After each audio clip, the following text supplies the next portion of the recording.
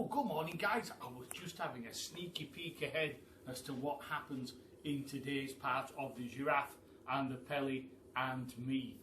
It's interesting stuff, guys. We'll get into that shortly. But first, seeing as it's Monday, let's recap on where we left the story on Friday. You may remember that a burglar had infiltrated the Duke and Duchess of Hampshire's grand majestic hall and was about to walk off with the Duchess's jewels, and she wasn't very happy with that, in particular her diamonds. But the Pelly came to the rescue, and just as the police arrived, they managed to catch the Pelly with the burglar and take the burglar where he needs to be. Let's just recap the end of Friday's episode and move forward into today's. Here goes. "Oh, my diamonds!" screamed the Duchess. "I want my diamonds! Where are my diamonds?" "Oh, here they are!" cried the Chief of Police, fishing great handfuls of jewellery from the burglar's pockets. The Duchess was so overcome with relief that she fell to the ground in a faint. I can't fall in a faint, so I'll just go to the ground, shall I? I'll go to the ground in a dramatic way. "Oh, oh, oh, oh, my jewels, my jewels, oh, my jewels, oh, oh." When the police had taken away the fearsome burglar who was known as the Cobra, and the fainting Duchess had been carried back into her house by the many servants that she had, the old Duke stood on the lawn with the Giraffe, the Pelican, the Monkey, and Billy, and said, I'll climb back up for this one, changing acting mode, guys. "You really are amazing, absolutely amazing, the lot of you." "Look," cried the Monkey, "but that rotten burglar's bullet has made a hole in poor Pelly's beak, so although we're amazing, Duke, we've got a problem. We've got a Pelly with a hole in his beak that's used for a bucket." "Oh! That's done it now," said the Pelican. "Now I can't be used for holding any water at all. How can we clean any windows at all?" "Don't you worry about that, my dear Pelly, after all you've done. My chauffeur will soon put a patch over that, the same way that he can mend a tyre on the Rolls Royce. Right now we have far more important things to talk about than a tiny little hole in the beak. What?" We stood there waiting to see what the Duke was going to say next. "Now listen to me, all of you. Those diamonds, you see, were worth millions of pounds, millions and millions and millions of pounds, and you have saved them all." The Monkey nodded, the Giraffe smiled, the Pelican blushed. "No reward is too great for you all. I am therefore going to make you an offer, which I hope you will like. I hereby invite the Giraffe and the Pelican and the Monkey to live on the estate for the rest of their natural lives. I shall give you my best and largest hay barn as your own private house. Central heating, I have put that in for you. Showers, a kitchen, and anything else that you desire for your comfort will be installed, chaps. In return, you will keep my windows perfectly clean. You will pick the cherries. You will pick the apples. And if the Pelican is willing, perhaps he'll also give me a ride in his beak now and again." "Oh, it would be a pleasure, Your Grace," cried the Pelican. "Would you like a ride now?" "Later," said the Duke.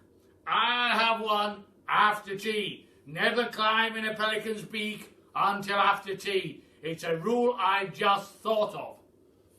At this point, the Giraffe gave a nervous little cough and looked up at the sky. "There a problem, Giraffe? If there is, do let me hear it right now."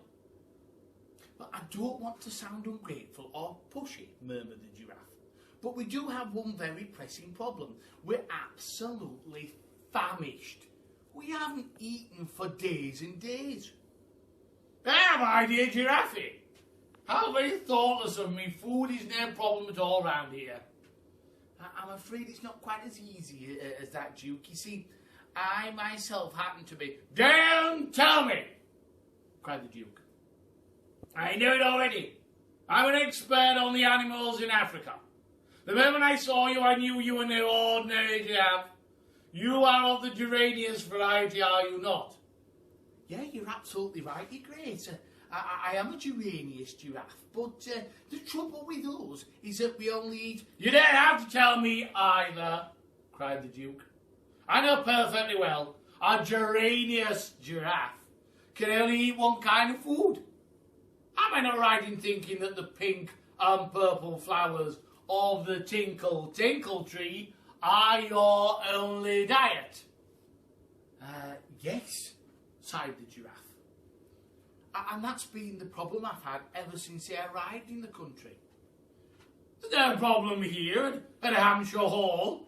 Look over there, my dear giraffe, and you will see the only plantation of tinkle tinkle trees in the entire country. The giraffe looked and gave a gasp of astonishment, and at first was really overwhelmed and couldn't speak. Great tears of joy began running down their cheeks. Help yourself. Eat all you want, good friend. Oh, my sainted souls. Oh, my naked neck. I cannot believe what I am seeing.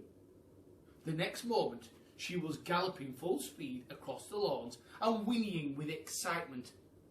And the last we saw of her, she was burying her head in the beautiful pink and purple flowers that blossomed on the top of the trees all around her. As for Monkey, the Duke went on, I think he'll also be pleased with what I have to offer. On my estate are thousands of giant nut trees. Nuts? What kind of nuts? Walnuts, of course, dear boy. Walnuts? Screamed the Monkey. Not walnuts. You don't mean walnuts. I mean, actually, walnuts. I can't stop saying walnuts. You're pulling my leg. You're joking. You can't be serious. I must have heard you wrong.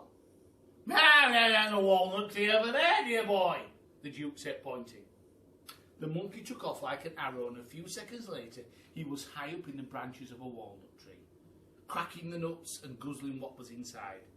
Well, that leaves just you, dear Pelican, said the Duke. Yes, said the Pelican nervously.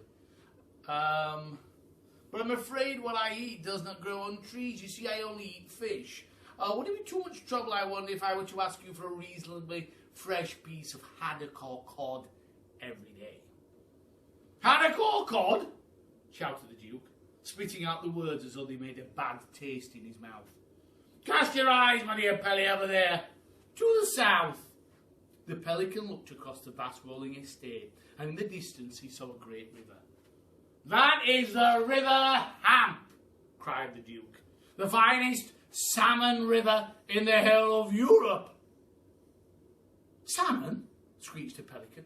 Not salmon? You don't really mean salmon? I can't stop saying salmon. It's full of salmon, the Duke said. And I own it. You can help yourself to whatever salmon you want. How about that, old boy? Before he had finished speaking, the Pelican was in the air. The Duke was watching him carefully as he flew full speed towards the river. He circled over the water and dived in and disappeared. And a few moments later, he was in the air again, and he caught a giant salmon in his beak. And we'll conclude the giraffe, the Pelly, and me tomorrow. It's going well, isn't it, guys? They're all getting the food they need. It looks like they're all going to live together. Will it be a happy ending? We will find out tomorrow when we find out that ending in our final section of the giraffe, the Pelly, and me. Take care, stay safe, and we'll see you in the morning, guys.